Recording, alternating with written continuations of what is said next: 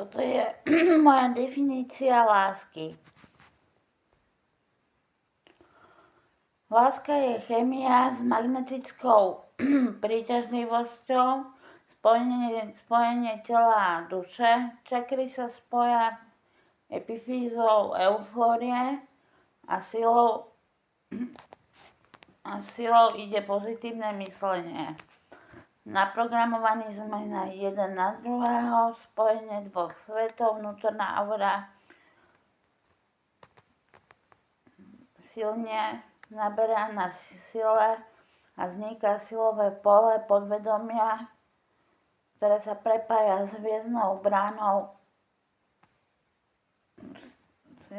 bránou našich minulých životov. A spoločne začneme hľadať budúcnosť